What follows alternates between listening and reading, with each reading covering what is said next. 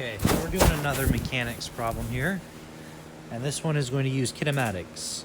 It says a cannonball is fired with a velocity v. At what angle from the ground must the cannonball be fired in order for it to hit an enemy that is the same elevation but a distance d away? So you're going to have this cannonball. Zoom in a little bit. And it's going to have some initial velocity v, some angle theta above the ground, and obviously it's going to have x and y components.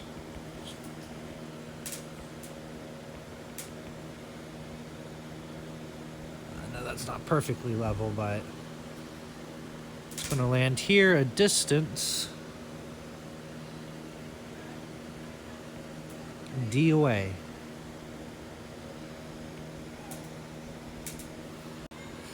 So now we're going to use some of our kinematic equations. The first one being delta x is equal to velocity initial in the x direction times time plus 1/2 acceleration in the x direction times squared. We know that this will be 0, and we know this will just be called d. So we get d equals v initial in the x direction, that's this, is just v cosine theta times t. Okay. Now the only problem is we don't know what t is. And I'll use a different color because red's usually my cross-out color. So let's look in the y direction. It'll say the same thing, but with our y components. And since it says it's going to be, the enemy is going to be at the same elevation, right? Same elevation. You can think of that as just meaning that the height's going to be the same. In other words, delta y will be 0. So 0 equals v sine theta t plus 1/2 gt squared. And we can go ahead and divide out by a t, or factor it out, whichever you prefer. And you'll have 0 equals v sine theta plus 1/2 gt.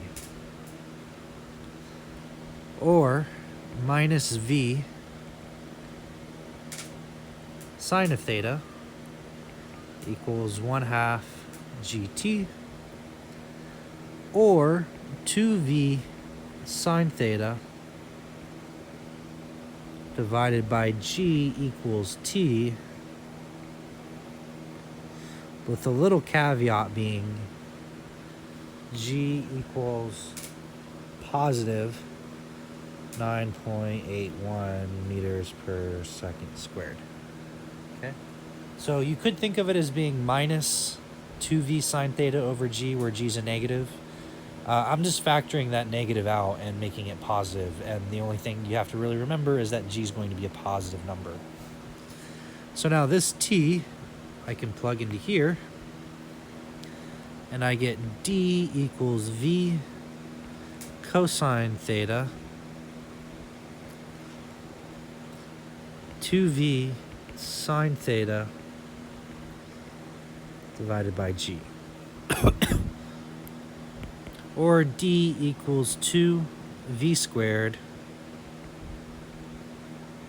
sine theta cosine theta over g. Or dg over 2v squared equals sine theta times cosine theta. Now this is a trig identity, which is worth noting, and this is also equal to sine of 2 theta divided by 2. So I'm going to substitute that in. Because theta is what we're looking for and we have sine and cosine, we have to use our trig identities here. So dg over 2v squared equals sine 2 theta divided by 2. And the 2's are going to drop when we multiply out. And then we'll just have dg v squared equals sine theta. You'll want to take sine inverse to get dg over v squared equals 2 theta. Divide over by the 2 to get theta by itself. So sine inverse dg over v squared divided by 2 equals your theta.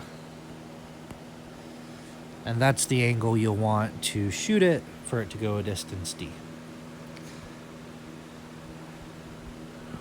which is option D right here.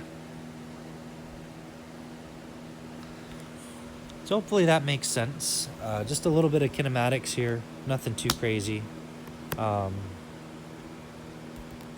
the only thing you would have to do is solve for time and know your trig identity at the end to get that. But you could also think of it as the range equation as well. I just don't necessarily memorize that, so I kind of work through it. So hopefully that helps a little bit, and everyone's okay with that.